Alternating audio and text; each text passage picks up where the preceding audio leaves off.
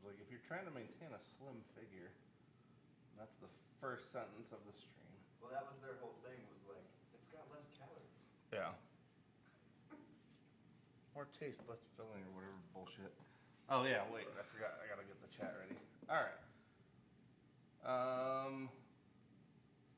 Don't have Ike to do the intro, as you guys can see, so give me 1 second. Everybody's just kind of filing in anyway.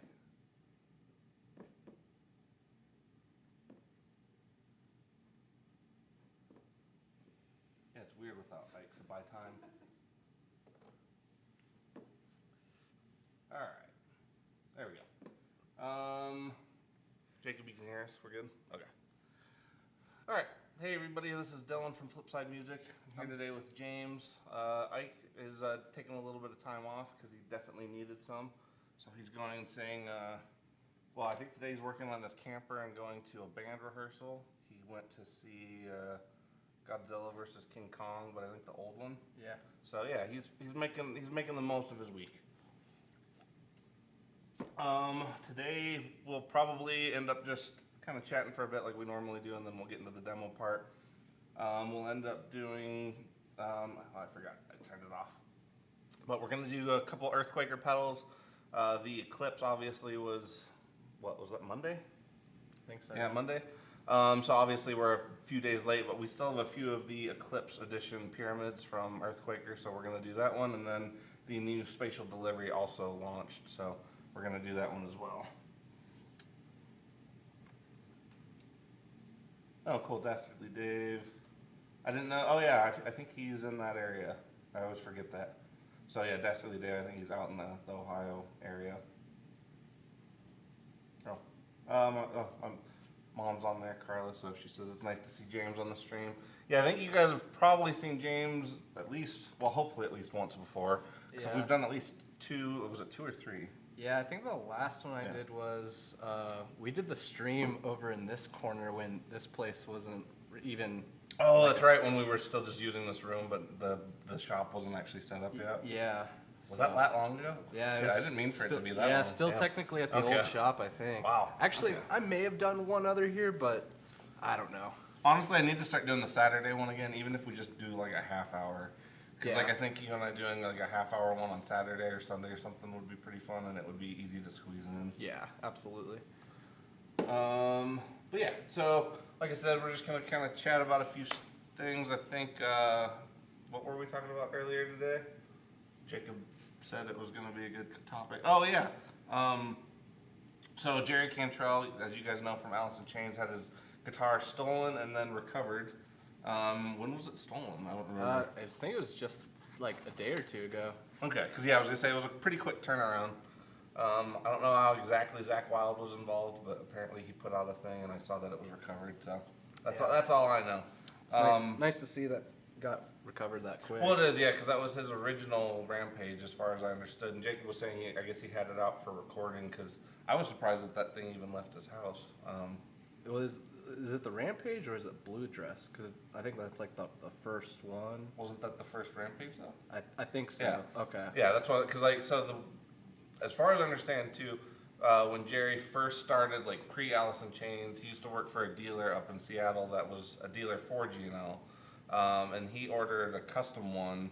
And then as time progressed, obviously he ended up meeting Lane Staley, and Alice in Chains ended up blowing up. But I believe that was like the first custom that he ordered, and then that became their first signature artist guitar. Okay. So that was like the very first G&L signature guitar. And honestly, they don't. I'm trying to think. Do they even have another artist that you guys can think of right off the bat? I'll look. Not that I know of. I was on. Because I was gonna say it'd be weird if he's their one and only signature artist, but. Yeah, I mean, I don't think we've ever had a signature art model in here. No. I mean, the production on them's usually pretty slim, but yeah. From what I've heard, like I've never tried the import ones. Apparently, the USA ones are pretty damn awesome, but I've never gotten to try one. So I don't know. Jerry for me though is like, I don't know, him and Kim Thale in terms of like the grunge era. Like I'm sure like a lot of people love Mike McCready, but to me like Jerry's more interesting than McCready, just because Jerry always plays like what the song needs, not what he not like he's not doing exhibition type stuff. He always plays exactly what the song needs. Yeah.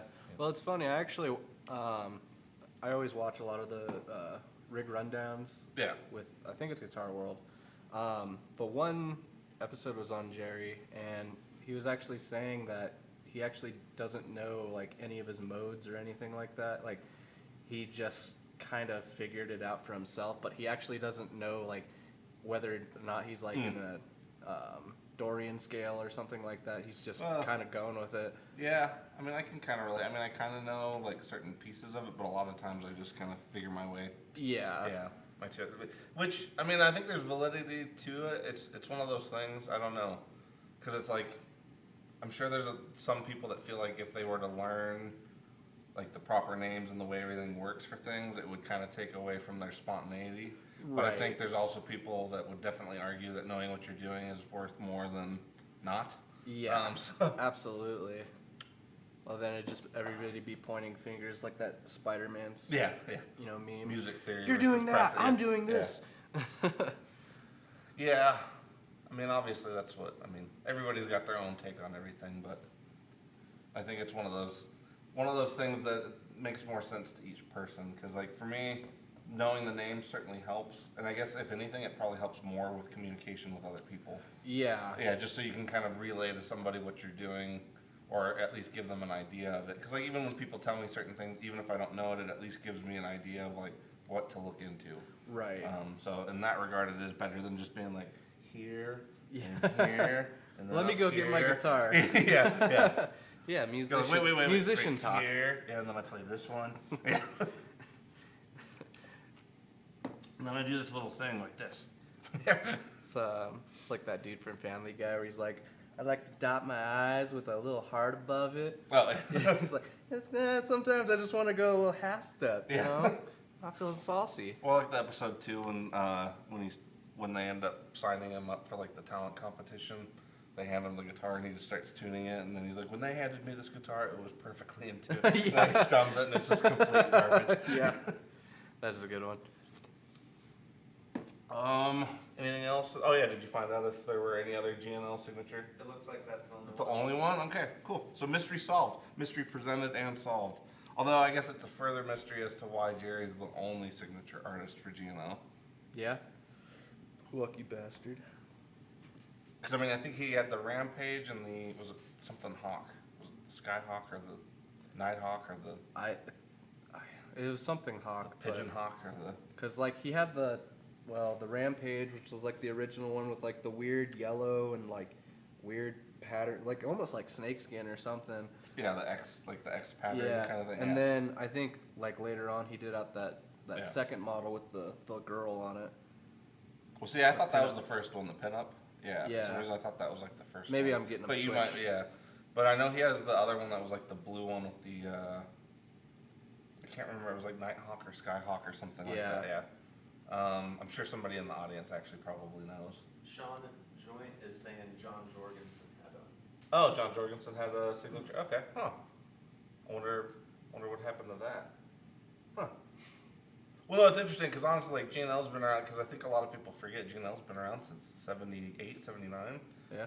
Which I mean, that's It's a long a time. long time, yeah. So it's like, it seems like they would have more signature artists by now than that, but. Good way to think about it is GNL has been around since Led Zeppelin was still a band, technically. Yeah. Yeah, if you want to think about it like that.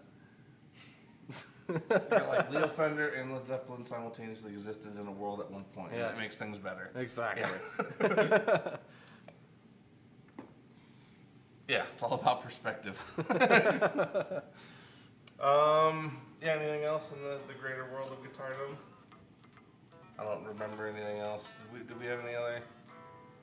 We were kind of talking about the headstock on the Epiphone. Oh yeah, because last week we kind of touched on the Epiphone versus Gibson headstock debate with the new.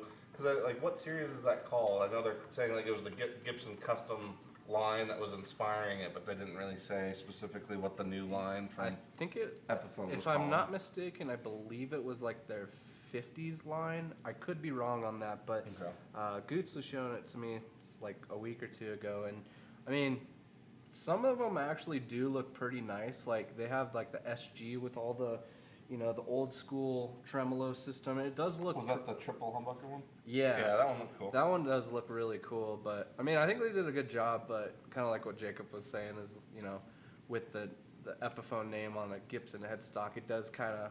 After all these years of it being wrong, it looks wrong now that it's actually the way everybody wanted it. Yeah, like now that they did it the way people want, it looks wrong. So it's called Epiphone, inspired by Gibson Custom Shop. That's too long. That's way too long for a name. Yeah, Epiphone, inspired by Gibson Custom Shop. Yeah, no, just Gibson Custom. Yeah. Is that what you said? Okay. Custom Shop. Custom Shop. Okay. Yeah. That's I don't know. What are the? Or no, just custom. Just Sorry. custom. Okay. Yeah. What are the price ranges roughly? Actually, that is a good question. I don't remember if we heard last week what the price range was on those, because that was seemed kind of crazy, but. So they're in the like $1,300 range. That's 1,300. Wow. Okay. That's. I mean, I don't know for an Epiphone, because if you look at most Epiphones today, they're kind of in that. They're getting up there. Yeah. It is. Yeah. I mean, I suppose because like some of the other models they've been releasing in recent years were getting there. It's just weird though because they have other models that are still like you can get that like that Green Explorer. I mean, I think that one's still like $650 new. Yeah, which honestly is not a bad price when you get it all set up. Yeah, and everything. Because what were the pickups that were originally stock in it? Well, I think it was their version of like the burst buckers, which I'm not a fan of. Yeah, and honestly, I'm starting to discover I don't think I can handle covered pickups. Like I think that might be a thing that I personally can't do, just because of the gain and shit that I play with. But does it? They all squeal. Like all of them really? That I've had. Yeah, even when they're potted, waxed, the whole thing. They squeal for me. Like it does depend on the size of the room, but like even those wide range ones that I tried, like sounded great, but the squeal is just ungodly. Now that I think about it, every single guitar I own is not potted. I do have my Frankenstrat that I'm building that has a 57 Classic Plus that's potted, or it's got a cover on it, but I don't even know what that thing sounds like yet. But yeah. I guess I've never realized that till now. I have to. Does your Gibson like the uncovered pickups? Yeah, yeah. They're the zebras. See my because like in both mine, that same thing, like uncovered, and I have no squeal on either of the Gibsons. That's weird. But yeah, any covered pickups I've tried so far, I get squeal. At least with any kind of not reasonable gain. I guess my reasonable gain would not be. But honestly, it's not that gainy because Jacob saw it. My gain's at like 9 o'clock. On the Rev. Yeah, I mean, well, that's already. No, it's a gainy pedal, yeah, but still 9 o'clock. I mean, yeah. Well, that's funny because like whenever I try to sell people on the Rev, the G4, it's like really you don't need to go more than 9 or 10 o'clock because at that point it's just. I don't feel like it's actually doing anything more on the game. No, especially if you have any pickup that's even like a little bit hot. Yeah. Yeah, the only thing I could think of is if you didn't. Like, I guess if you were running really classic pickups with like low output. But even then, it does a really good job of making up for that as well. So, but yeah, I mean, I think it was a good move for Epiphone in terms of doing the thing, but at the same time, it's like maybe it was like a too little, too late kind of a thing. Like maybe they literally finally just waited too long. Because I mean, even for the longest time, like when I was kind of looking at more of the like import models, like the Orvals and Grecos and stuff, right around the time like Jake was getting into them. When I started looking into those, a lot of people were just buying those because they looked like proper Gibsons. Right. But like between like Tokai, Edwards, Greco, Orval, it's like people have had a few options now to get things that look like proper Gibsons without having to go to Epiphone. And it's like now Epiphone all of a sudden is like, I mean, I guess it's not like a lawsuit since they're a combined company, right. But it's like they're basically doing the lawsuit model thing, 40 years later. Well, my question is, with these new ones that are coming out, is what's the quality control like? Because, I've heard stuff like the newest Dave Grohl signature by Epiphone. Everybody's all the cracked headstocks, broken headstocks, every single one of them, and I'm just like, and those are pricey too. But I'm curious about how those are going to come out. Yeah, I'm kind of curious about that as well. Or like, if they can, Yeah, because if they're warranting this like new $1,300, $1,400 price point, like that QC's got to be at the top. Because I mean, most people these days that is top dollar. I mean, there are a few people like active musicians that can go ahead and justify spending like $2,000 on a guitar, but even then, I mean, that's few and far between. Yeah, absolutely. So I mean, I think getting into that range where you're asking people to do like 13. Well, I mean, by the time you have taxes, it's at least 1,500. So Yeah. if you're asking somebody to do that, it's gotta be good. So Yeah. Well, and on top of that, I mean, if you're in a country where it has to go through customs and yeah, you have to pay on for top of that, that gets or pretty even like pricey. Canada. Like, I mean, and I gotta imagine Canada's probably paying another 10 to 20% on top of what we would. So it's like for them, it's it's a $2,000 guitar. So it's Yeah. like that's really getting up there. Mm-hmm. So yeah, I would say the QC would be the biggest, and I mean that's kind of, I don't know, that's the make or break element for almost any company these days because the market is getting so much better that like if you don't have a good QC and you're fighting for that mid range, it's like you basically have to, or people are gonna know pretty damn quick. Yeah. Because I mean that is the thing back in obviously back in the day people could just trust people at their word for like, oh hey, I played this, it was pretty damn solid. But I mean these days most people everybody's opinions are so varied, and then you get so much shit from the internet. I don't think anybody can be like Yeah. definitively this is Well, a quality thing or not. But And that's kind of the thing with back in the day, quote unquote, is everything was checked through by 10, 15 people before Yeah. it hit it's a shops. tighter group of people. Yeah, so Yeah. quality control is a lot higher back in the day, but Yeah. What time are we looking at? 24. Okay, cool. Then yeah, I guess we may as well get into the demoing part of it. I don't think. Let me see. I guess I should check on the chat. I don't think we really missed too many. Yeah, everybody's kind of saying hi. I guess we should have said hi too. It looks like Eric's in there. Obviously, we got Jacob in there. Dastardly Dave. Pluto. I can't see. Is that Pluto Loco? Pluto Loco 23. Nice. Yeah, I think. Janice is in there. Janice. Oh yeah, hey Janice. Just say I think Janice was. Yeah, I was gonna say. I'm pretty sure she watched the last one you were on in particular. Oh, that's right. Yeah. Yeah. 'Cause she was kind of interested in the Float Like a Buffalo stuff. Speaking of which, may as well plug James. James plays with Float Like a Buffalo and the C minuses. Yeah. And anybody? We have this other. I have this other project with Eric and Yeah. Shannon. Not named yet though. I don't know if I can say it. I'm blanking on the name, but I know the name is. It's an odd. It's like name. it's questionable, so I'm blanking on it. Yeah. But yeah, 6-piece funk rock and roll jam. Oh, 6-piece. Wow, I didn't know Yeah. you guys were going that many. Okay. Yeah, we had 7, but now we're down to 6, which honestly makes it a little easier. But that's for Float, and then the C minuses is old members, current members of Float, and our drummer's the old drummer from Float. So it's like Oh, you still got to. Okay. Cool. yeah. I'm glad So that kept working. but yeah, the C minus is basically like 60s to now covers. Yeah. So and we play all over Denver. So In the surrounding areas. yep. Yeah. All right. So yeah, James will kind of be starting with some of it. I'll probably get in on some of the playing at some point, but we'll start with James going through. You want to do the pyramids or the spatial first? We'll start with the pyramids. Okay. Let me turn the pedal cam back on. All right. There we go. Good. Okay. I feel like I'm still hearing. Phaser. Alright, so there's the clean tone, pretty dry, pretty standard obviously.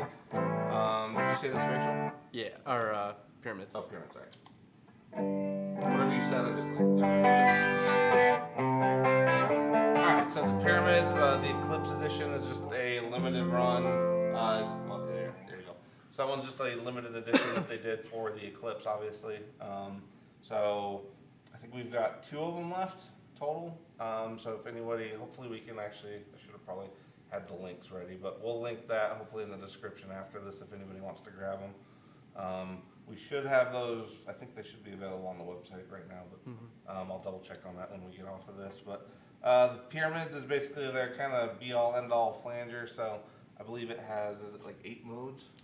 There's a lot of stuff on there. Yeah, I was gonna say it has at least 8 modes, and then yeah, obviously a lot of the standard flanger stuff, but you can also do some like pretty interesting chorusing effects with it. And then I can't remember, it has like I think is it tap tempo? Yeah, like tap/trigger. I don't recall right off of that. It's been a little bit since I. There we go. We're syncing. That's actually cool. So it does that.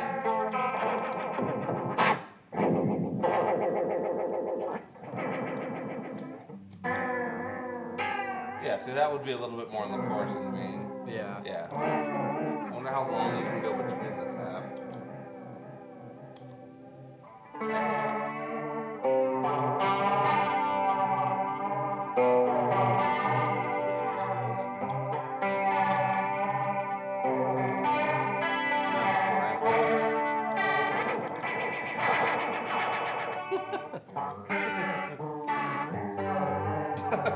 It's pretty out there. It is a pretty weird one.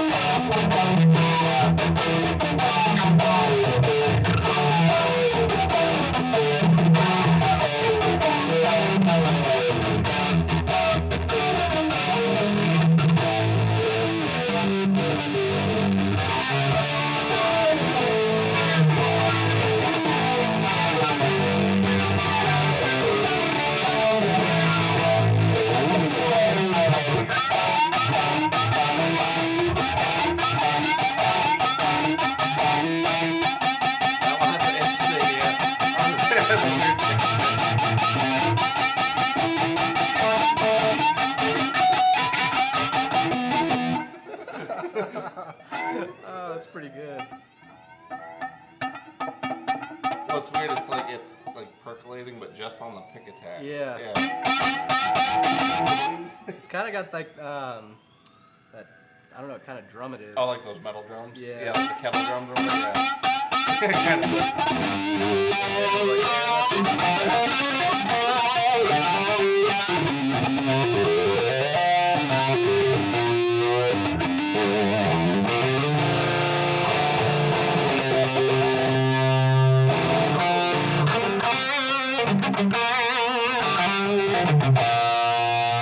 Really Really subtle. subtle. So a song I barely hear. I'm not sure.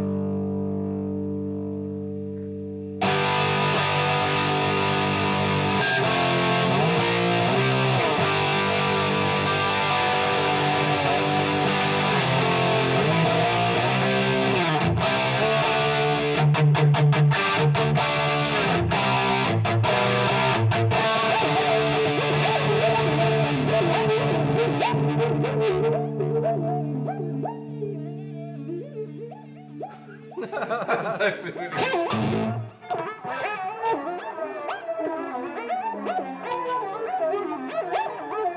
Tom Morello, next level. Alien Tom Morello.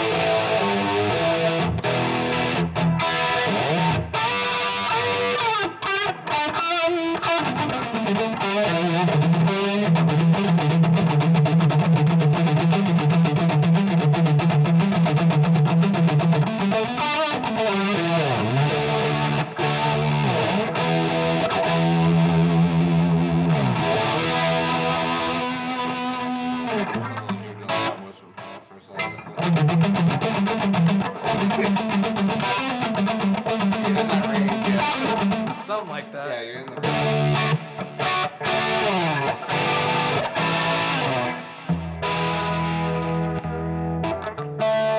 Yeah, I'm gonna set this side one of these and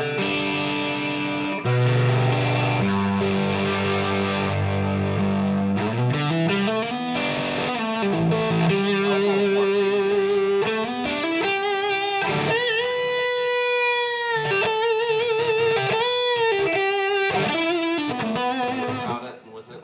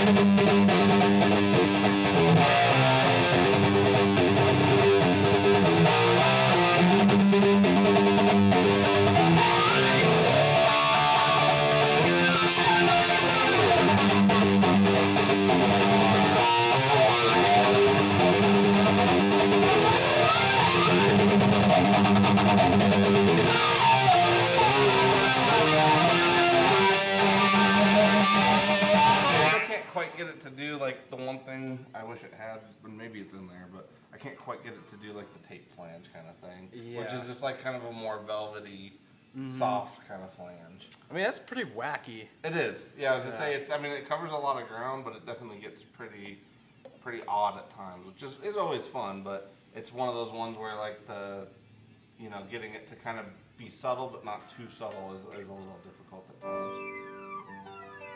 It's like that one's pretty prominent, where it's like I felt like this one was just a little too pulled back almost. I mean, it's there, but it's like It's very.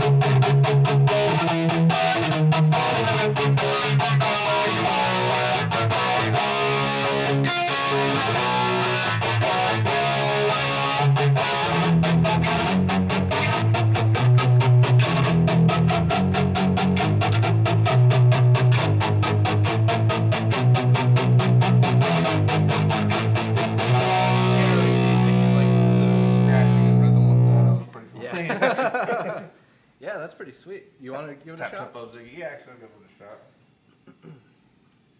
Try our new AB system for when Ike gets back. Let me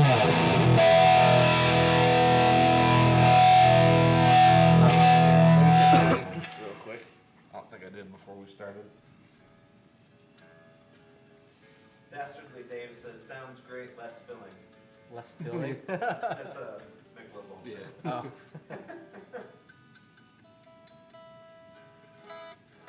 Jacob's like, it's punny, I assure you.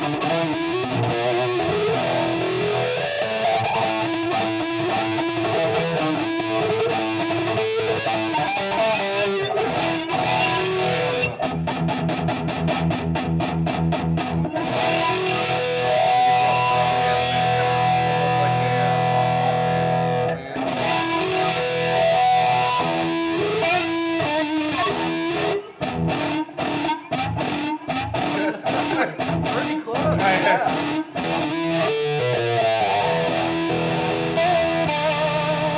It's weird without the wah. It's like it's weird to. Wait a minute. How's that sound good? Without the wah, it's like I almost can't do it. Yeah. Or I can't think of. Oh yeah. Sure, that's spacious. Yeah, I guess.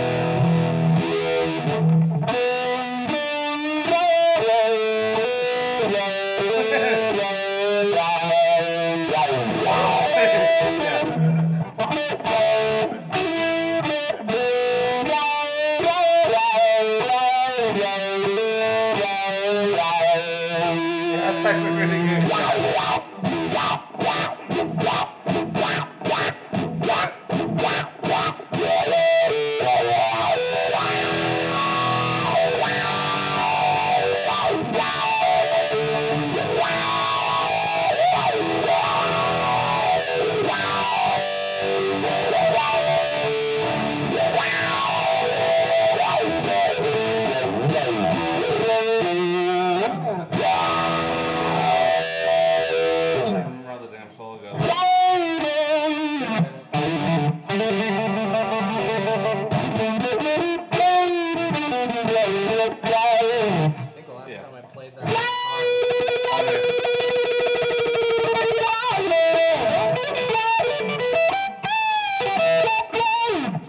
It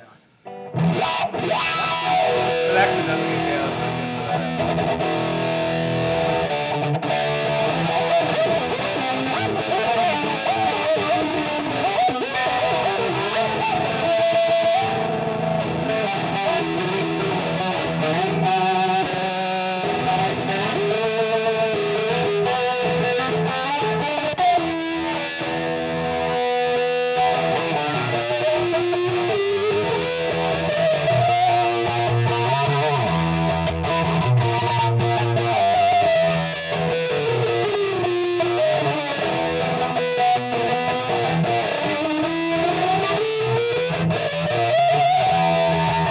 pretty good for It's kind of, it gets pretty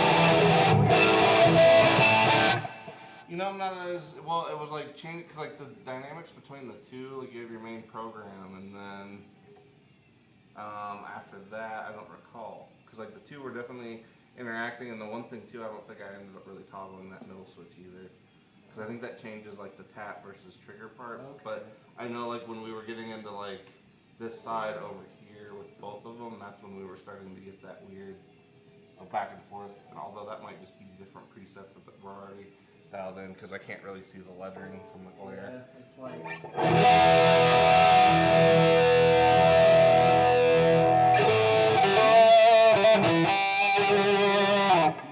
D-step random.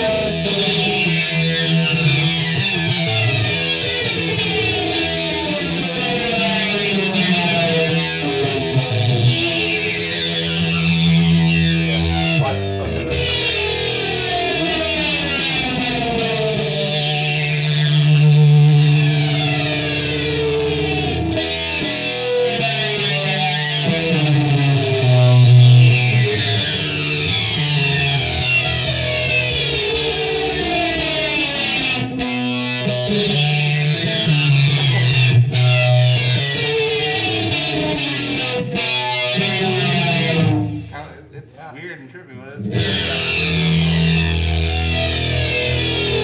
Yeah, I was say we should go through the spatial, so if you want to play again, Alright, so that's the pyramids. we'll let your inner Garcia do some talking, because I don't have much of... I mean, I'm sorry to stop. The No, you're good. It was just it actually got pretty... That ate up some time with being filmed. Alright, so let's just jump right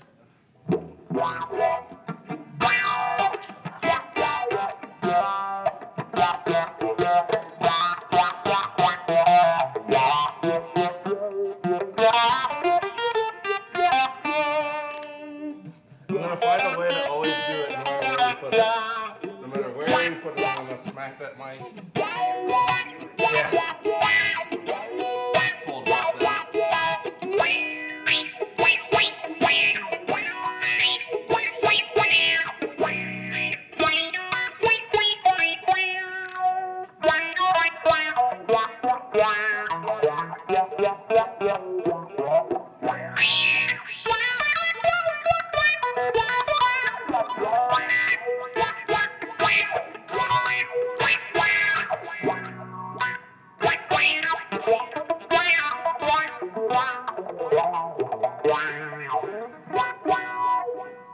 That's pretty That's actually pretty, not bad. The sample and hold side is the weird one. Like, that's where it does the back and Yeah, forth. try messing around with it. I'm not too familiar even with the old one. I'm not either, so we'll kind of see what we get. Yeah, there's the sample and hold, where it kind of walks back and forth as I smack the guitar.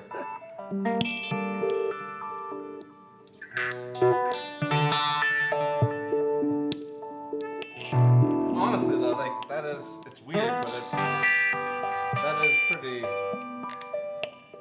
cool. Especially with the delay, just like that little bit of the lead. Yeah.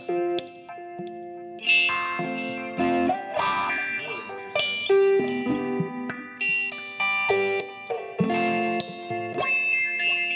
So that's to recall the presets. Oh, the red. Okay.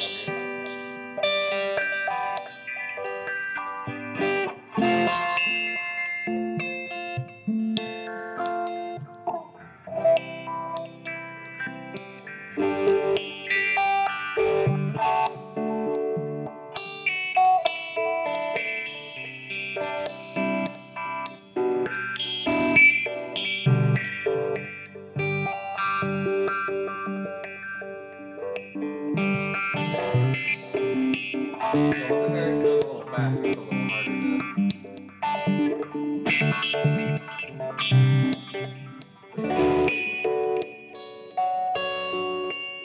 Is it even harder to play off of when it's slow?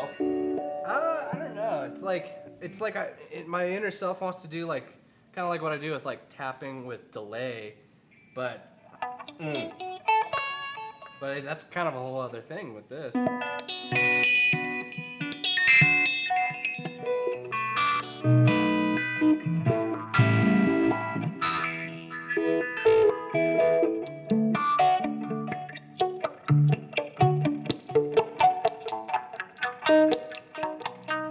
Kind of gets that like megaphone sound. Well, yeah, on this side, because it's basically a high pass over here, and then I think it's band pass in the middle, low pass over here. So there, like, it sounds kind of, it's chunkier. Yeah, whereas, like, band pass is kind of, that one's almost, I guess, right about in the middle, I mean, makes sense, but the high pass is where it gets really kind of squawky.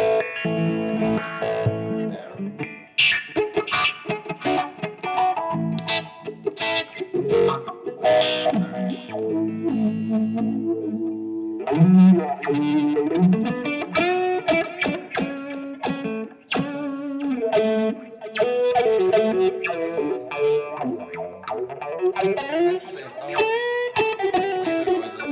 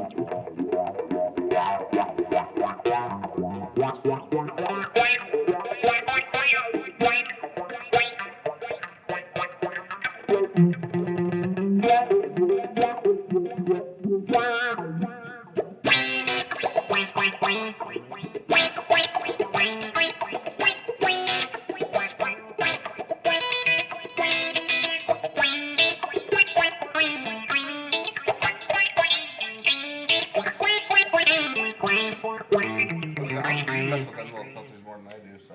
Yeah, I've been pretty set on that rubber chicken, but the Spectrum by Source Audio is another solid one. And then, believe it or not, the MXR bass envelope is, I really like it for guitar, but.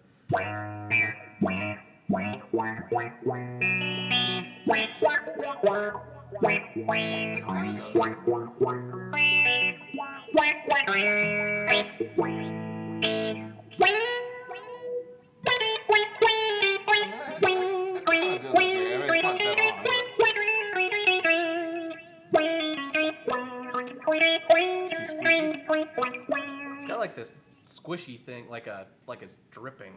I don't know if that makes sense. It does.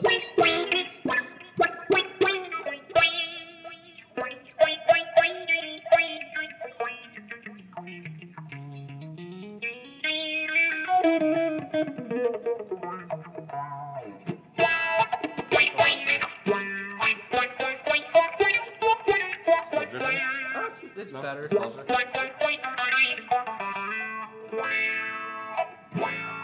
How sensitive is it? Let's see. We only got like a minute left, but.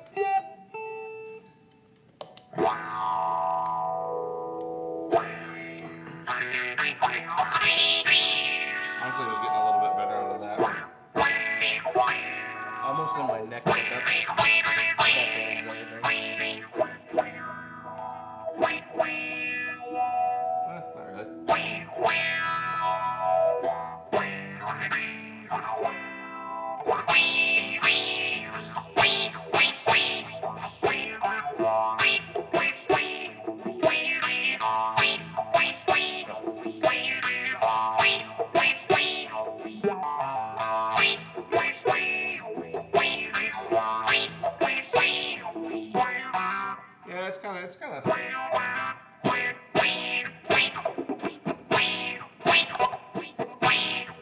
Yeah, it's kind of. Yeah, it's fairly touch sensitive.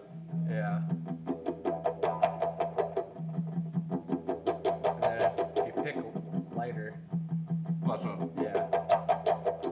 yeah, it kind of does it.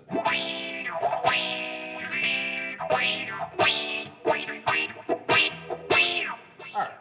Well, anyway, it looks like we are out of time, but that was actually pretty fun. You never Yeah. know, because honestly, the ones we don't plan are like usually the more fun ones. Yeah. So. Yeah, I think that's it. Did we have any questions we missed? Okay. Well, cool. Thanks for anybody that did watch. I appreciate it. As usual, we'll do the normal pitch. This is part of Guitar Prime Time, which is basically something we do with Texas Toast and Dylan Talks. Yeah. Yeah. Ike always does the plug, so it's like a lot of that shit. I'm like, just let Ike do it, and then I forget about it. And then when it comes time for me to do it, I stumble on it. But anyway, we do appreciate it. So if anybody wants to drop a like and subscribe for us and for them, it actually does go a long way. So we do appreciate that. And thank you, James, for filling in. It was a lot of fun. Jacob, again, thank you for doing sound. And yeah, we'll see you guys next week. I think next week maybe we'll do a Black Arts episode. It seems like that might be in the mix since we haven't touched on anything they've done for a while. So that and hopefully Ike will be back. So Yeah. that's pretty much it. We'll catch you guys on the flip side. Wake up, mouse.